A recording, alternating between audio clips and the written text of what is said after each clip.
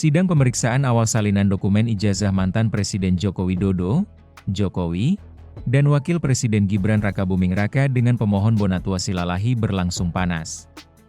Sidang yang digelar di Komisi Informasi Pusat, KIP, Senin, 24 November 2025, berlangsung panas hingga berujung diskors oleh Ketua Majelis Hakim.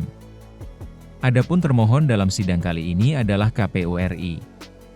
Dalam sidang kali ini, Rismon Sianipar selaku penggugat ijazah Jokowi mempertanyakan bagaimana surat keterangan penyetaraan ijazah SMK bidang akuntansi milik Gibran diproduksi oleh Ditjen Dikdasmen pada tahun 2016 berbasis 2 sekolah. Rismon mengaku sudah mengkaji perbandingan pelajaran kurikulum UTS InCharge pada tahun 2004 dengan capaian kurikulum untuk SMK. Dia menemukan kejanggalan di mana keduanya tidak memiliki kecocokan sehingga pihaknya mempertanyakan apakah kasus serupa pernah terjadi sebelumnya. Seperti diketahui, UTS InCharge dikaitkan dengan riwayat pendidikan Gibran yang belakangan menjadi perbincangan publik. Lembaga ini disebut sebagai SMA Gibran. Lembaga ini bukanlah sekolah menengah atas formal seperti SMA di Indonesia. Fungsinya adalah sebagai jembatan akademik dengan program foundation dan diploma yang ditawarkan. Rismon menegaskan, kasus penyetaraan SMK bidang akuntansi dan keuangan berbasis kelas 1 SMA dan diploma 2 tahun tidak pernah terjadi sebelumnya. Gibran juga disebut melakukan penyetaraan secara online pada tahun 2019. Sehingga, jejak digitalnya dipertanyakan. Mengingat syarat penyetaraan online oleh Ditjen Dikdasmen diantaranya ijazah SMA atau SMK dari luar negeri yang perlu disetarakan.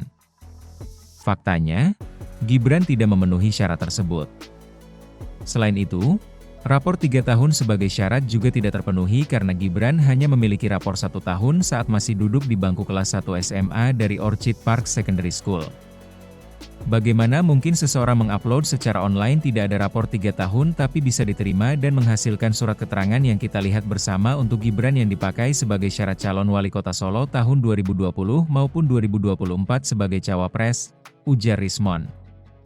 Bonatua Silalahi selaku pemohon mengatakan dugaan pemalsuan ijazah Jokowi dan Gibran memiliki alur sama. Untuk itu, pihaknya ingin meminta salinan dari UTS InCharge untuk membuktikan hal tersebut.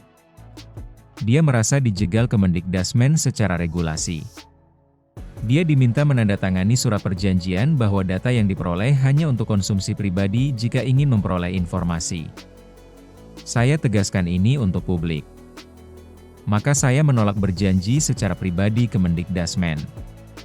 Saya ingin publik yang menyaksikan, ujar Bonatua. Dia menegaskan gugatan yang diajukannya untuk menegaskan pintu yang dibuat oleh Mendikdasmen tersebut agar dapat dibuka oleh KIP.